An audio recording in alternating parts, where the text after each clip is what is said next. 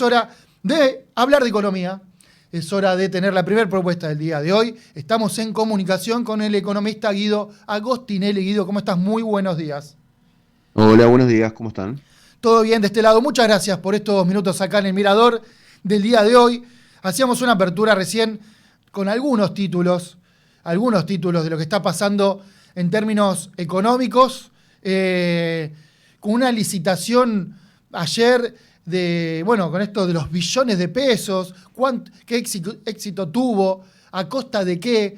Menciono la tasa de interés que llegó hasta el 75%. Inevitable, Guido, no empezar esta charla, esta entrevista con vos, sin preguntarte cuál es tu visión de lo que sucedió ayer con esta licitación, que fue exitosa para el gobierno, pero con una consecuencia de una tasa de interés bastante alta.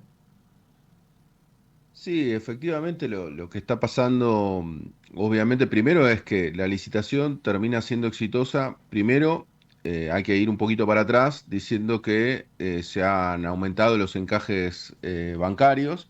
Por ende, entendamos que la parte, digamos, que no se puede utilizar de los bancos, que supuestamente es un resguardo ante una teórica corrida cambiaria, que en realidad para eso funcionan los encajes, ¿no? Para tener disponibilidad, o sea, es una porción de dinero inmovilizada para tener disponibilidad en caso de que todos los depositantes quieran sacar su dinero o haya algún movimiento brusco de esos depósitos. Ante eso, lo que hizo el gobierno fue aumentar los encajes, obviamente a la fuerza, subiéndolos por arriba del 50%, por ende una cantidad de encajes inéditos. En este contexto, lo que hizo fue hacer una licitación en la cual efectivamente han logrado renovar todo después del tercer intento, eh, sobre el cual obviamente están pagando tasas de interés muy alta, y la más alta se da con los vencimientos más en el corto plazo, ¿no? O sea que en realidad ahí se da todo, digamos, el gobierno lo que está haciendo es decir que no son tasas altas, porque en ese caso no anualizan la tasa de interés del último mes, ¿no? Como hacen con todo. ¿Te acordás con la inflación que la anualizaban? Decían, Sí. bueno, bueno, eso con las tasas no lo quieren hacer. Entonces, en realidad las tasas que te dan más alto a nivel de tasa de interés son las de corto plazo, que es justamente donde hay mayor inestabilidad, ¿no? Me acuerdo de varios discursos de Javier Milei, el presidente, diciendo la inflación corre, creo que era el 15.000%, ¿puede ser? Anual. Sí, 17.000, 17.000, ahí 17.000. está. Lo fue cambiando, lo fue cambiando. Sí, sí, lo fue Pero sí, cambiando. De hecho, 17.000. ahora que hago un poco de memoria que lo mencionaste, hace bastante que no tira alguno de esos datos de que la inflación corre a no sé cuánta velocidad, etcétera, Sí. etcétera. Eh, entonces, viendo que después de 3 intentos, como hacías vos el recorrido recién de la licitación, el gobierno atento a que no haya, a evitar un exceso de pesos, sobre todo que los tengan los bancos y que de eso no vaya el dólar. Después del tercer intento, el gobierno lo logró. Eso quiere decir que no hay riesgos de que hayan dando vueltas pesos en la calle, como se dice habitualmente. A mí me gusta decir más que no esté en el sector financiero, en los bancos. ¿Eso se eliminó? Sí, digamos que de esta manera, efectivamente, lo que genera es que haya menos presión sobre el dólar. De hecho, eso es lo que se espera, que el dólar hoy continúe a la baja o estable, vamos a decirlo así. Y efectivamente ese riesgo en gran parte podría haberse terminado. Yo siempre digo que no se termina del todo por el hecho de que en realidad acá siempre estamos hablando de circulante. Lo que el gobierno nunca estima, y eso es lo que me preocupa en la parte teórica, vamos a decirlo así, es que nunca estima que vos podés efectivamente tener acciones nominadas en pesos, por ejemplo, en tu haber, vos como persona física podés agarrar, tener acciones, no sé, de YPF en pesos, decidís venderlas y después podés ir y comprar dólares, digamos. O sea que siempre la puja por el dólar existe y el gobierno no tiene manera de controlarla del todo, esa es la verdad. Lo cierto es que con esto, de alguna manera, baja esa expectativa y baja gran parte de esas posibilidades para dolarizarte, pero nunca terminás de eliminarlo del todo, ¿no? Porque si no, imaginemos que el dólar lo podría haber puesto el gobierno al valor que quiera, habían apostado fuertemente para que se iba a 1.000 pesos por dólar y sin embargo no lo lograron. Y no lo lograron porque hay preferencias dentro de las inversiones que uno hace, independientemente del circulante disponible, ¿no? Guido, lo dijo abiertamente el gobierno, casi que el único objetivo económico es llegar a las elecciones sin que el dólar se dispare, es decir, haciendo todas estas licitaciones, subiendo los distintos, la botonera, ¿no? De la tasa de interés altísima, con tal que el dólar no se dispare para que no afecte la inflación, evitando el exceso de pesos en la calle y demás, pero falta para las elecciones. Y sí, sí, la verdad que falta y no solo eso, sino que va a haber un deterioro de la actividad importante, ¿no? Importante, con lo cual el deterioro de la actividad también acompañado por unos salarios que a mi entender no van a acompañar. ¿Por qué? Porque justamente lo que vemos en agosto, obviamente falta el cierre, la medición de esta última semana, pero es probable que la inflación esté apenitas arriba del 2%. Con lo cual, ahí estaríamos hablando de un rebote en lo que es la inflación, que sería lógico, que es menos igual el rebote que la devaluación que se ha producido, cuestión que yo vengo advirtiéndose bastante, pero que hay muchos economistas que decían, no, y en eso tiene razón el gobierno, que si había una devaluación, entonces se iba a trasladar inmediatamente a precios. Eso no es cierto cuando vos tenés un consumo deteriorado. Eso no ocurre. El antecedente más notorio en Argentina es el año 2002, que tuviste 40% de inflación cuando venías de un 300% de devaluación. Claro. Entonces, a raíz de esto es que en realidad vos no vas a tener un traslado de precios, pero algo siempre se traslada. Y más en una economía que cada vez depende más de lo importado porque estás destrozando la industria, ¿no? Porque estás justamente deteriorando a la industria, entonces lo que ocurre es que cada vez tenés más bienes importados. Entonces la devaluación te afecta a esos bienes importados. Ahora, ahí lo que vamos a ver, a mi modo de ver, son 2 meses recesivos para el gobierno. Ese es el gran problema que tiene. O sea, también todo lo que se había planteado el gobierno, avalado por el FMI, avalado por el Banco Mundial, del crecimiento del 5,5% del PBI, bueno, no solo lo están revisando esos organismos, que lo bajan muy poquito la previsión, sino que a mi modo de ver, atenta en gran parte, con gran parte de ese crecimiento que estaba proyectado, ¿no? Eh, Sumo a este tema y te pregunto, una tasa de interés al 75%, ¿dónde se va a empezar a ver? En realidad ya se está viendo por distintos sectores este análisis que se viene haciendo, ¿no? Como que no es homogénea esa recesión, impacta en de manera distinta en los distintos sectores económicos, ahí está, ya me salió, pero ¿dónde se va a empezar a visualizar un poco más? ¿Dónde va a ser más agudo?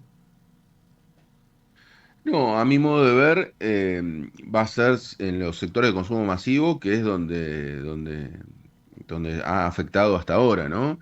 O sea, todo lo que tiene que ver y depende de los salarios de menores ingresos o los salarios medios, esos no van a ir ajustando en función de la inflación, de una inflación que encima ya termina de estar cuestionada por las renuncias que tuvimos, un INDEC en realidad en general, que empieza a ser más cuestionado a raíz de las renuncias que tuvimos la semana pasada. Sí. Con lo cual, porque eso también es importante destacarlo, ¿no? Porque uno puede decir, bueno, la inflación es tanto, no sé, 1,9%, ¿no? Y uno puede decir eso y puede decir los salarios aumentan 2%, ¿no? Vamos a poner de ejemplo. Entonces uno dice, bueno, ganaste 0,1%. Sí, pero el tema es que si ese número no está bien, o sea, lo que tratamos de hacer de la economía, reflejar los números que reflejen la realidad, es en función de esto. Bueno, una cosa es que te crezca el salario, otra cosa es que te caiga. Entonces, si el salario está cayendo, es lógico que el consumo masivo se vaya deteriorando. El consumo, quiero decir, el consumo en los supermercados, el consumo en lo que es el sector alimenticio, el consumo en el sector textil, ¿no? Todo eso, a mi modo de ver, va a ir cayendo y, y a su vez lo que teníamos hasta ahora que compensaba ese consumo era que había un aumento en bienes durables, vamos a decirlo así, en electrodomésticos, en automóviles. Bueno, hay que ver con eso qué va a terminar ocurriendo. A mi modo de ver van a ser dos meses de consumo frenado, incluso pensándolo bien, incluso también con los automóviles, ¿no? Porque la expectativa de una devaluación para quien tiene dólares guardados y se quiere comprar un vehículo, es muy probable que postergue esta decisión para después de las elecciones, porque después de una devaluación seguramente pueda comprar un auto en dólares a un precio más barato. Así Claro. que a mi modo de ver va a afectar un poco a toda la economía, ¿no? Guido, ¿sabes qué? no me acuerdo qué consultora era, pero hablaba de que le dio una caída de un 1% a la actividad económica en julio respecto de junio. Creo que era Ferreres, Orlando Ferreres. En sintonía con lo que estás diciendo vos de la recesión y ojo al gobierno por este lado de la economía que llega a un proceso electoral que le está haciendo es muy raro que el oficialismo encare un proceso electoral con la economía en estos términos, ¿no? Sí, yo creo que el gobierno inteligentemente pone el foco en el tema inflacionario porque es la única bandera que le queda en pie. Entonces, bueno, va a decir, sí, estamos en recesión, sí, de hecho, también lo terminó asumiendo Caputo esto, de que iba a haber un periodo recesivo, pero bueno, dicen la inflación la logramos bajar. Por ende, recordemos que de acá a la elección de octubre, solamente va a faltar un dato de inflación, con lo cual hay que ver si eso da 2,1, lo van a tomar como un logro. Recordemos que las primeras semanas da un aumento grande, el SG da un aumento de arriba del 1% en una semana, por ende, todo indicaría que tiene que llegar al 2%. Con lo cual, bueno, ahí también hay un rebote, ¿no? de ese valor. Pero sí, es algo raro que se ingrese a una elección sin el consumo en alza, sin el salario real en alza. Pero bueno, hay que ver finalmente qué es lo que terminan eligiendo las personas a la hora de votar, ¿no? Porque también la inflación fue un flagelo y hay mucha sensación de muchas personas de que la inflación está domada y está a la baja. Y hay que ver también cuán sustentable es este valor de inflación y hay que ver si efectivamente, como dice Milei, a mediados del año que viene no tenemos más inflación, ¿no? Cosa que yo pondría bastante en duda. Pero sí, sí, totalmente la inflación desordena absolutamente la vida cotidiana de la gente, ni hablar. Ido, la última. ¿Por qué el riesgo país se le está escapando un poco al gobierno? Hace un mes estaba nada más, perdón, hace nada más que un mes, estaba en 720, 730. Esta semana aumentó un montón y se fue a 850 puntos. ¿Qué ves que está sucediendo ahí? Sí, ahora hay que ver finalmente si con esto se ordena un poco el dólar y también se ordena un poco el riesgo país, aunque no veo una baja sustentable, puede ser que baje un poco. Lo que quiero decir es, en el riesgo país, sí, según la interpretación, esto es lo que tienen los indicadores ya masticados, vamos a decirlo así, que desde el gobierno dicen que es por el riesgo de victoria de los Kirchner, o del kirchnerismo, mejor dicho, no de los Kirchner, sino del kirchnerismo, del peronismo. Ellos dicen kirchnerismo, ¿no? Para justamente tratar de asustar, vamos a decirlo de alguna manera. Y por otro lado, lo que tenés es la interpretación en la cual se está dando esta inconsistencia que tiene la Argentina con respecto al valor del dólar, con respecto a las tasas de interés y demás, que es lo que estuvimos conversando, ¿no? O sea, esta tasa de interés alta, este dólar inestable que el gobierno pronosticaba que se iba a 1.000 y que ahora lo tenemos más cerca de los 1.400 que los 1.000. Con lo cual, a mi modo de ver, el riesgo país, incluso te diría que en el mediano y largo plazo está a un valor bajo, es un valor bajo, porque en realidad vos tenés un montón de riesgos producto de tu sobreendeudamiento en dólares. O sea, la Argentina se metió a raíz de la gestión de Milei en una encrucijada con respecto a dolarizar su deuda, ¿no? Esta cuestión que varios cuestionamos de decir que es lo mismo una deuda en pesos que una deuda en dólares. Entonces, el problema es que si vos interpretás que es lo mismo una deuda en pesos que en dólares y te sobreendeudas en dólares, bueno, tenés un problema porque justamente justamente los dólares es la moneda que vos no fabricás. Ahora el gobierno dice, bueno, está bien, de esta manera yo me comprometo a no emitir más, ¿no?